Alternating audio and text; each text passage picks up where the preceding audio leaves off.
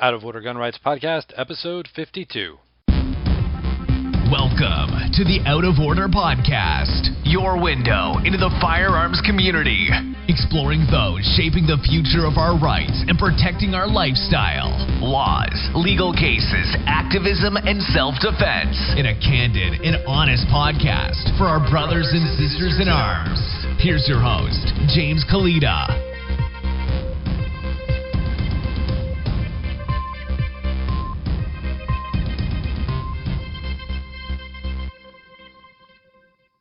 Thanks for tuning in to episode 51 of the Out of Order Gun Rights Podcast. Today's sponsor is NagYourRep.com, where you can annoy an anti-gunner, embrace your inner gun nut, and do your part to keep America great by regularly, consistently, and automatically reminding your elected representatives to defend the Second Amendment. The tools are free, the guide is free. Just head over to NagYourRep.com. You'll be signed up for the Out of Order Gun Rights Podcast email list, and I will send you your free guide. Of course, you can always also help out the show by going to outoforderjameskalita.com, visiting the show notes page, and clicking on the links for Amazon. We have a link with affiliate relationship with Amazon, so you can shop on Amazon, help out the show at no additional cost to yourself, as well as Liberty Classroom, where you get the history and economics lessons they didn't teach you in high school. And of course, you can also get great gear from libertymaniacs.com, and you'll find affiliate links to all of those on the show notes page. Today's show notes page is outoforderjameskalita.com/51. I finally got that Pretty Links plugin working, so you go to outoforderjameskalita.com/51. It'll take you right to today's show notes page. Today's guest is Richard Pearson. Richard Pearson is the Executive Director of the Illinois State Rifle Association and formerly a school teacher. So, we were constantly bombarded by messages from public schools that are anti-gun, but here we have a former school teacher that is now Executive Director of the Illinois State Rifle Association. And now, here's Richard Pearson. Richard Pearson, welcome to the show. Good morning. I'm glad to be here. Glad to have you. So, Richard, you run the Illinois State Rifle Association. Would you tell us a little about that? The Illinois State Rifle Association is we have a little over 25,000 members. We were founded in 1903 as actually a department of the Army. We're a department of the Department of Civilian Marksmanship, and so we engaged in training civilians before they reported for military duty. And so we still do that once in a while.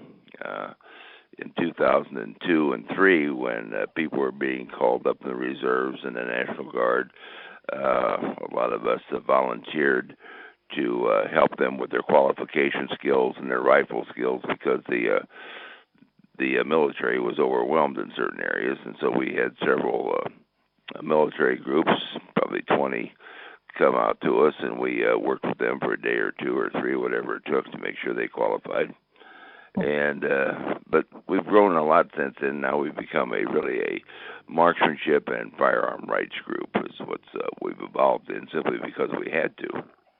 Sure. And yeah, there's a lot of, I guess, anti-gun pressure in Illinois, isn't there? There is.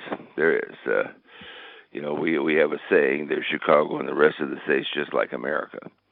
And but it all comes from the Chicago area, primarily. And is it, so with Chicago just being that small part and then the rest of the state, is it still hard to keep the gun control laws from passing? Oh, sure. When the number of state representatives and senators from Chicago are 45% of the legislature. So we don't have much to work with, although we've been pretty successful so far. But we've got concealed carry passed, but we didn't do it the normal way. We had to go to the federal courts to get it passed. And but we got it done, and we now have over 300,000 permit holders in the state of Illinois. Oh, wow. Excellent. And is it is it like New York where you can carry in the entire state but not in New York City, or can you still No, carry you in can Chicago? you can carry in Chicago whether they like it or not, because that's one of the things that we did was we made sure that Chicago was preempted, and any other municipality was preempted from fooling with the concealed carry laws. Oh, okay, excellent. Oh, good. So, what are you guys working on now with the, with your movement? Well, we work on a lot of things. Actually, at the legislative level right now, the legislature's not in session. They've passed three gun bills. One of them is the dealer licensing bill, which is just terrible. It actually contains gun registration inside the bill, and so it is a really bad bill. And the good news is that we have Governor Rauner in the state, and Governor Rauner is with us, and he is going to veto that bill. And they passed a bill earlier, a similar bill. He vetoed it, and so they said, well, we'll make changes in it. They brought it back, and they certainly did. They made it much worse. So then we have a 3-day waiting period. We already have a 3-day waiting period for handguns and 24-hour waiting period for rifles, but we are going to wind up getting stuck with a 3-day waiting period for all firearms, I think. Wow. And is that for your first one or everyone? Everyone. Everyone. Okay. Which I know makes no sense, but right. This is Illinois. Yeah. I'm originally from New Jersey, so we get the same logic for our gun laws. So, how did you become involved with the association? Well, I started out in a college. Actually, I was on the Illinois State University rifle team, and after I graduated, I went on to teach school, and I took up pistol shooting because I didn't have a place to shoot rifle at the time. And then I became involved in the early 70s, 72, 73, in pistol shooting, and I went to the national matches a couple times, and then I got married and had kids, and then I came back in the mid-1980s and started practicing again, and so I became the pistol team chairman, and then they needed a convention chairman, so I became the convention chairman, and then they needed this and they needed that, and I kept getting all these jobs, and pretty soon I was president. And then in 2004, I said, the organization is getting big, and I either have to be paid for this or I have to go find another job. And so they said, okay, hey, we'll pay you. And so I've been executive director ever since. Okay, great. I'm glad to hear the group is growing. Is it growing from people within the state or people outside the state or both? Or? Well, it's kind of interesting question. It's mostly, of course, in the state. Mm-hmm. But we have people who join from other states because we're a CMP group. We turn out our membership cards in 48 hours. And if you need one to make a CMP purchase, we'll simply fill out the certification and fax it to you if you're a member, of course. Okay. And so we do that, and so we have a lot of people from other states who aren't quite as organized as we are, perhaps, and so we fill that gap. But we have supporters around the country. We're not trying to be the NRA or anybody, but we have a lot of pro-gun people who help us, who join, which of course helps us, and so we appreciate that, and so it works pretty well. We have, of course, competitive teams, and I don't know when this podcast will air, but our teams are very, very competitive. We have the National Junior High Power Champion. The we have both teams 1 and 2, silver and gold, took the first and second place in the National Small Bore Championships last year. And so our team has won the National Civilian Championships several times. We have a youth PALMA team. There's not many state organizations that have a youth PALMA team, but we support a PALMA team also. which is 8, 9, and 1,000-yard team, and so we have service rifle teams, and so we do a lot of competitive stuff. We really like training people. We have a range, and the range has, between the range and the other activities of this association, we run about 800 activities a year. Oh, wow, that's a huge calendar. It is. Wow. And that's so you can go and see the range calendar if you go to www.isra.org and click on the calendar. You can see the range and how busy it is, and that's only part of it. That's just at one range. That's just our range, but we use other ranges in the state for different things, and so classes in different places, regional meetings in different places. We meet with representatives. We have local members meet with representatives once or twice a year, and we have one guy just in charge of that and another person backing him up if that's what's necessary. And so we do a whole lot. We're probably the most active state association in the country. Yeah, with that many, Wow. So is there a secret to growing the membership that much and having that many events, or? Yes, every morning you get up and you say, what can I do today to promote the Second Amendment? Every day you do that. It says that on my mirror. All right, so, there you go. So you have to have a bite like a pit bull and the attitude of a kitty cat sometimes, but but you have to be after them all the time. We have our own credit card program. We have publications. We have several. We have the Illinois Shooter, which is a quarterly newspaper of about 40 to 44 pages, depending on the month and that sort of thing. We have a thing called the Thursday Bulletin, which members get, which is cleverly published on Thursday. That's why we call it that. Yep. Then we have, for our range members, we have Lands and Grooves, and then we also have a small newsletter for dealers also. So we work on all those things to keep everybody informed and moving in the right direction, we hope. Great. And so there was something happened in Deerfield, Illinois a couple months ago with their assault weapons ban, and you guys had preemption already. Do you have any thoughts on how that happened, or? Well, because they think they're God's gift to us all, and so they're just they're when you go to some of the city council, village council, town council meetings in the state, but particularly the northern part of the state, their egos are so big you can hardly get in there without a shoehorn. And they think they run the whole world, and they don't. They're just councilmen, and they have to comply with state law. And they decided not to, and so we filed suit against them, and we won. Oh, wow. And that went quickly then. So you already defeated the assault weapons ban? Yeah, we've got a temporary restraining order on it, and they've decided not to pursue it at this time for some reason. Oh, so. Okay.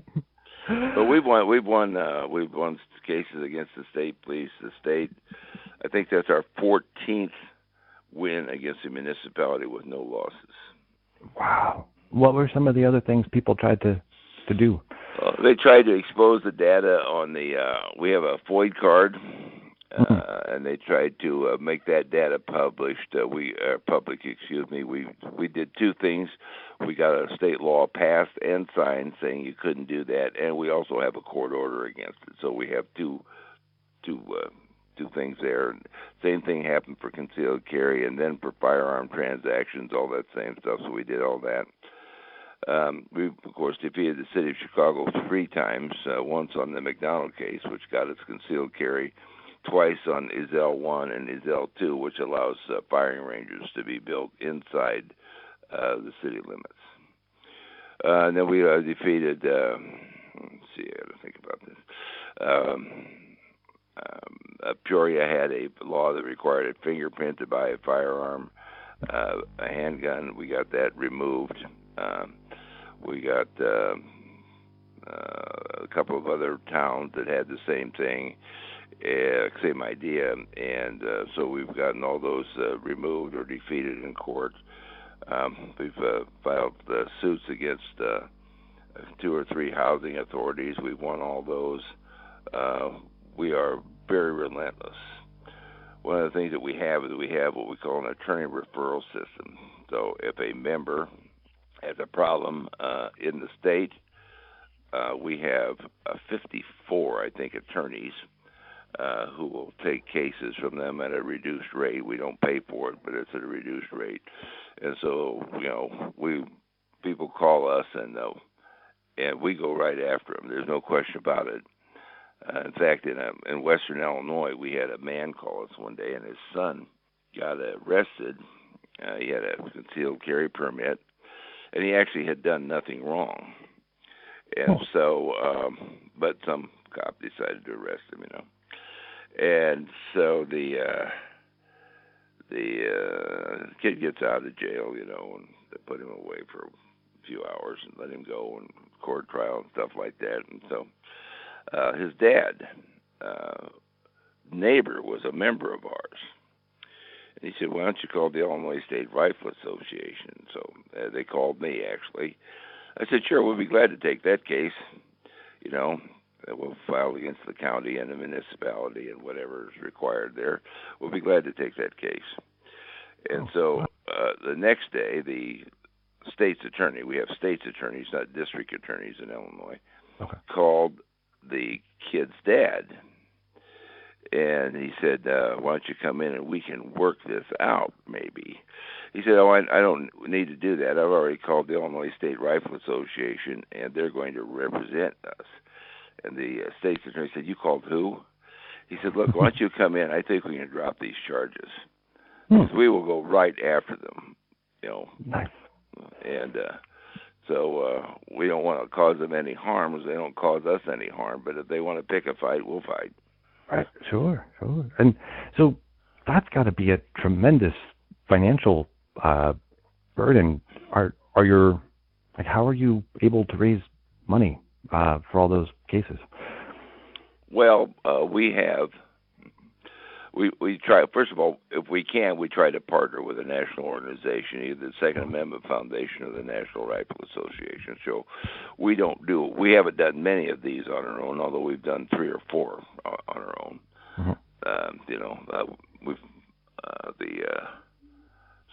But we go after them. We also do a lot of amicus briefs out of state because we have all these attorneys, and they give us we help other states. We feel that that's our duty, and anyway. But we raise money. We have a legal assistance committee, which is a 501c3. And we raise money for that, which helps pay our attorney's fees and attorney's fees for other cases that we think are significant to the Second Amendment. We don't pick up anybody. We review every case, and if we think the case is, somebody's just hoodwinking us or they actually did something wrong and they're trying to get us to pay for getting them out of it, we don't do that. But if it's a Second Amendment case that deals with the gun owner's rights, we work on that very, very hard. So anyway, so we have that going on, and so it's we're busy around here. Yeah. I'm impressed and somewhat overwhelmed by thinking about all the things that you have going on there. So I always ask my guests if there are any books they recommend that all gun owners read, either about guns or liberty or Second Amendment. Well, the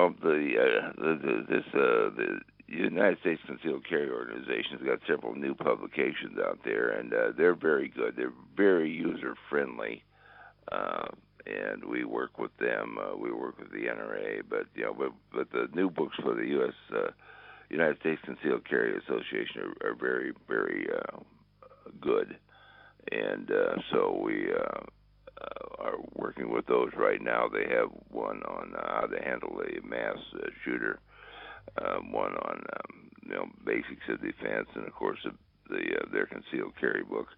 So they have 3 out there, but they're all well done. They're all they the graphics are understandable. It's written in a layman's language, so if you're teaching yourself or teaching another person, it can be, it's really user friendly, I guess. So, but those would be the three that I would recommend. But I read everything I get my hands on. If there's a book handy, I will read it.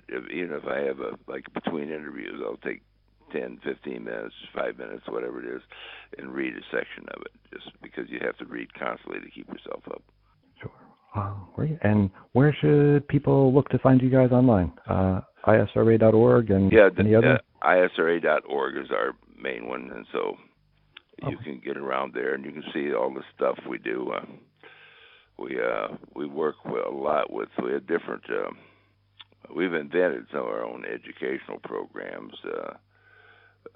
We have one we call Introduction to the AR-15. It's made for a person who's bought an AR-15 and never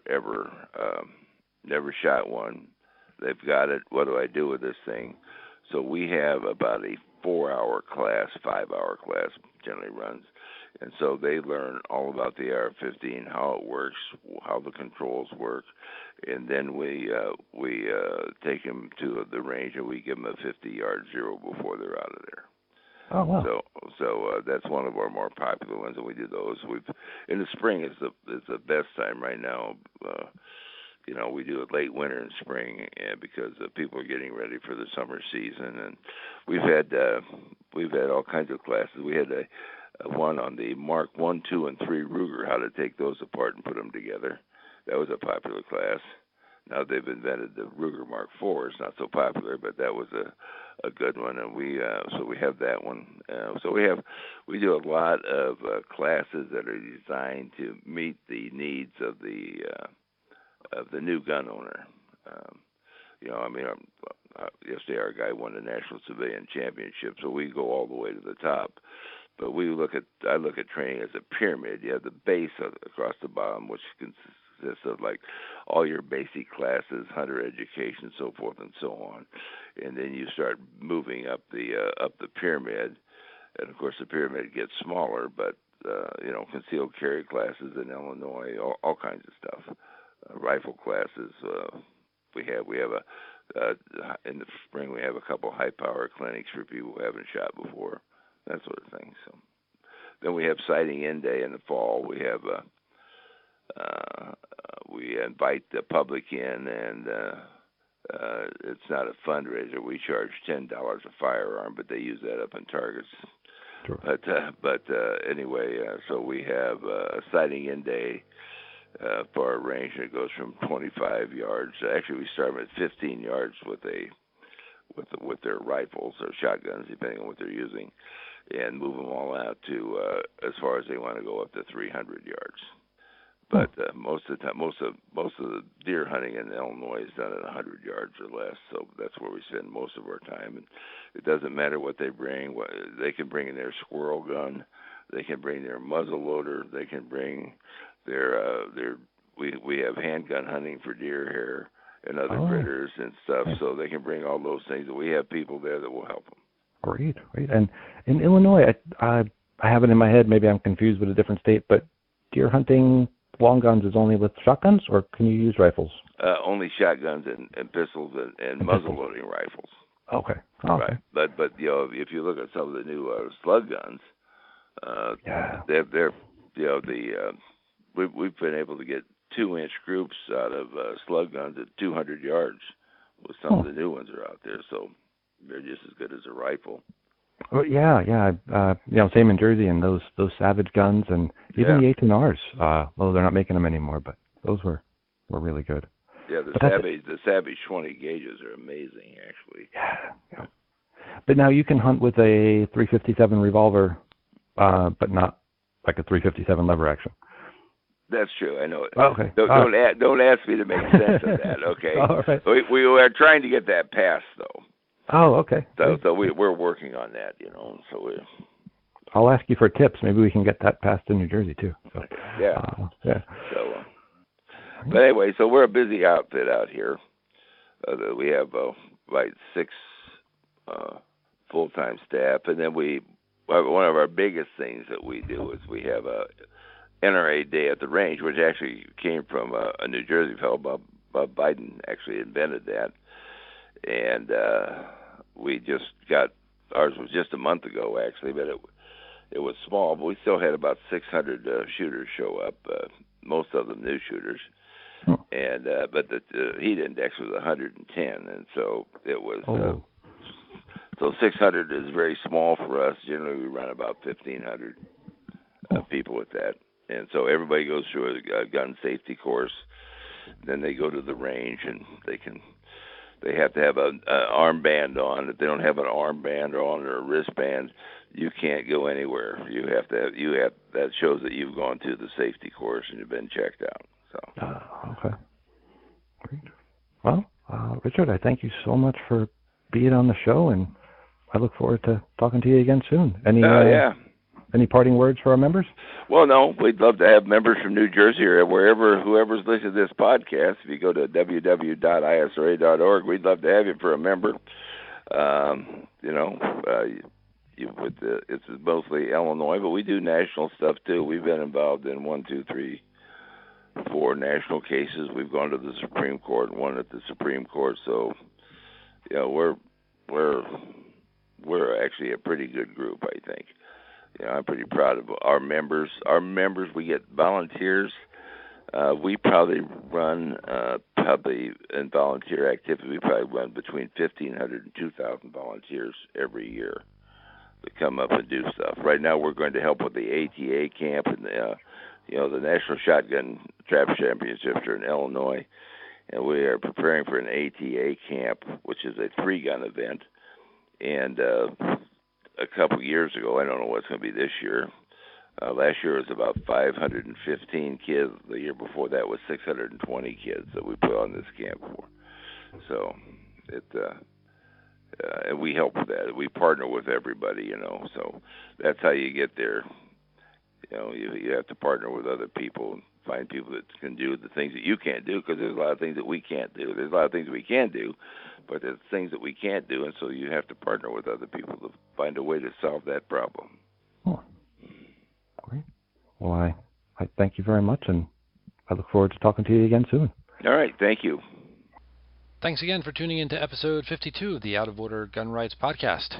Today's show notes page, Out of Order James Kalita /52. And as a lot of you know, I save this spot for nonprofit and grassroots organizations that are having events to help Second Amendment, and wanted to remind you guys today about the Gun Rights Policy Conference. It is coming up September 21st, 22nd, and 23rd. So if you head over to saf.org, you can get more information and make plans to head over to the 33rd Annual Gun Rights Policy Conference in Chicago, Illinois. Thanks again for tuning in. We'll see you next time.